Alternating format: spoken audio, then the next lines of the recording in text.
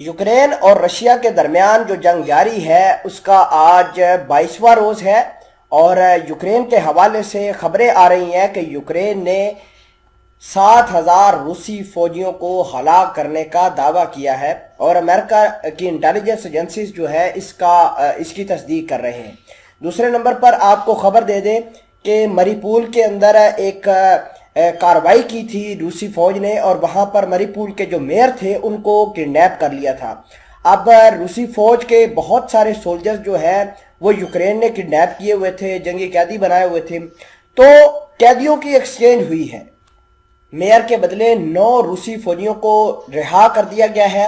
इसके अलावा अमेरिका के सदर बाइडन का बयान आया है कि सदर व्लादिमीर पुतिन जो है वो जंगी मुजरम है और उन्होंने जो मरीपुल के अस्पतालों के ऊपर हमला किया है इससे नेटो के मेंबरान के अंदर गुस्सा शदीद हो गया है, जिसका खामियाजा रशिया को भुगतना होगा।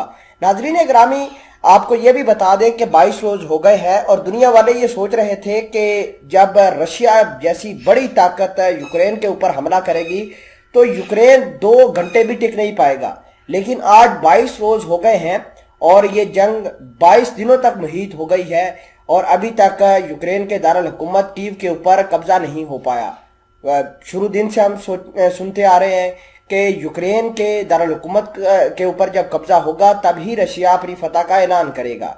इसके अलावा बहुत सारी खबरें मैं आज की इस वीडियो में आपके साथ शेयर करूंगा।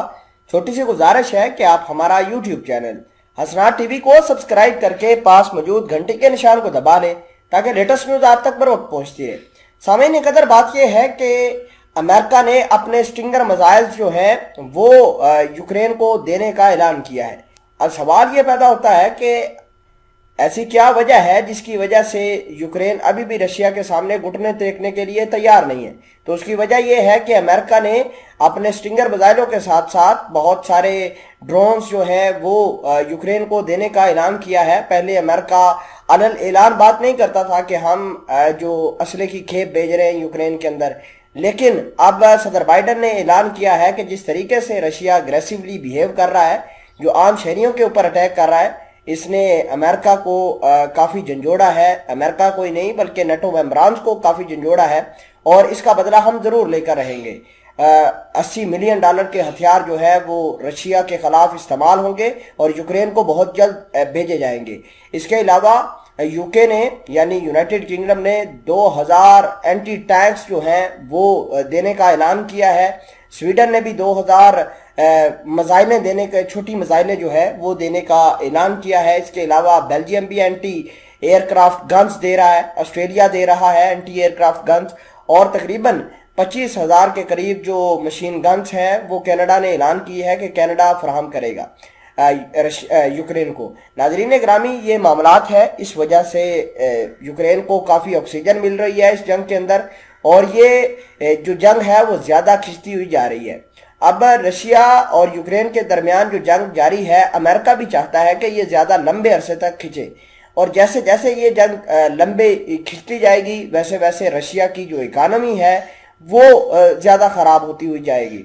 अब रशिया ने चाइना से भी मदद मांगी है कि आप हमें हथियार दें, कुछ इकोनॉमिकली हमें सपोर्ट करें, क्योंकि अमेरिका और यूरोप ने बुरे तरीके से इकोनॉमिक सैंक्शंस लगा दी हैं रशिया के ऊपर और रशिया वाले जो है वो इकोनॉमी को लेकर काफ़ी कंसर्न है।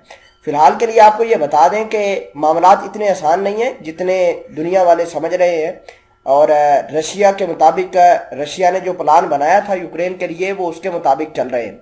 नाजरीन ग्रामी, अहम बात यह है कि अमेरिका भी इस बात की तस्दीक करता है, यूक्रेन वाले भी तस्दीक करते हैं कि हमने रशिया के 7,000 के करीब फौजी मार गिराए हैं। ये कोई छोटा फिगर नहीं है और ना ही सच आम जंगों के अंदर इस तरह होता है। ये बहुत बड़ी तादाद है 7,000 फौजी, जिसको लेकर रशिया को कुछ ऐसे स्टेप उठाने होंगे, या तो वो यूक्रेन के ऊपर कब्जा कर ले या फिर जंग बंदी की तरफ आए।